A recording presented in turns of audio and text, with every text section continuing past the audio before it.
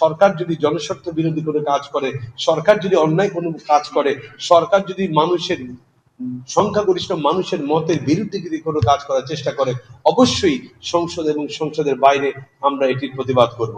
আমরা যে যে দল করি না কেন, আমাদের প্রত্যেকটা মানুষেরই আমাদের লক্ষ্য এবং উদ্দেশ্য একটি, এই এলাকার মানুষের উন্নয়ন এবং এই এলাকার মানুষের শান্তি নিশ্চিত করা। সম্মানিত অতিথিবৃন্দ, আমরা দুটি দল এখন একসঙ্গে আমরা পথ চলেছি প্রায় 25-26 বছর। বাংলাদেশ জাতীয়তাবাদী দল বিএনপি এবং বাংলাদেশ জামাত ইসলামী। রাজনৈতিক পট পরিবর্তনের পরে দুটি দল দুটি মেরুতে গিয়েছে, দুটি ভাবে তারা আলাদা করে নির্বাচন করেছে। তাদের ম্যানিফেস্টো আলাদা ছিল, তাদের জনগণের সামনে বক্তব্য আলাদা ছিল। জনগণ বাংলাদেশ জাতীয়তাবাদী দল বিএনপিকে ভোট দিয়ে সরকার গঠনের সুযোগ করে দিয়েছে। আমরা জাতীয়তাবাদী দল বিএনপি সরকারকে আমরা আন্তরিকভাবে অভিনন্দন জানাই এবং তাদেরকে ধন্যবাদ জানাই।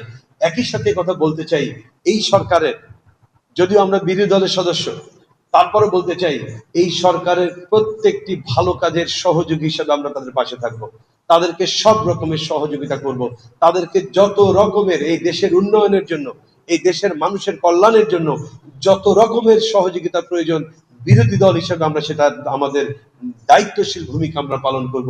বিরোধিতার খাতিরে শুধু বিরোধিতা আমরা করব না, আমাদের সকল সমালোচনা থাকবে গঠনমূলক, দেশের মানুষের কল্যাণে, দেশের কল্যাণে। তবে একই সাথে কথা বলতে চাই, সরকার যদি জনস্বার্থ বিরোধী কোনো কাজ করে, সরকার যদি অন্যায় কোনো কাজ করে, সরকার যদি মানুষের সংখ্যাগরিষ্ঠ মানুষের মতের বিরুদ্ধে যদি কোনো কাজ করার চেষ্টা করে, অবশ্যই সংসদ এবং সংসদের বাইরে আমরা এটির প্রতিবাদ করব।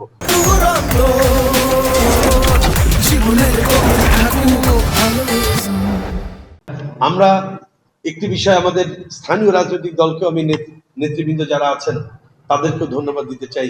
আমরা প্রায় 2 মাস আমরা নির্বাচনী কার্যক্রম পরিচালনা করেছি, কিন্তু আমরা এই 2 মাস রাজনৈতিক কার্যক্রম পরিচালনা করতে গিয়ে আমরা রাজনৈতিক দল, আমরা শিষ্টাচার ভুলে যাইনি, আমরা একে অপরকে ব্যক্তিগতভাবে ঘায়েল করিনি, আমরা কোনো দলকে ব্যক্তিগতভাবে ঘায়েল করিনি, এমনকি আমরা একটি সৌহার্দ্যপূর্ণ পরিবেশে আমরা বক্তব্য রেখেছি।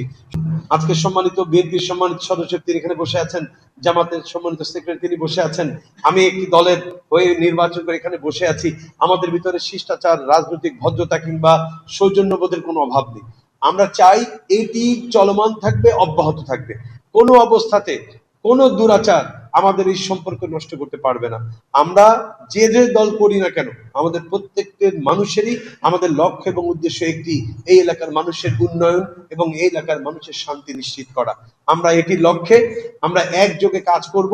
ইনশাআল্লাহ আমাদের ভিতরে কোনো মতভেদ থাকলেও আমাদের সেই মতভেদ আমাদের কোনো ঝগড়ায় পরিণত করবে না, আমাদের মতভেদ আমাদের সম্পর্ককে বিনষ্ট করবে না, আমাদের মতভেদ এই এলাকার রাজনৈতিক অস্থিরতা সৃষ্টি করবে না ইনশাআল্লাহ।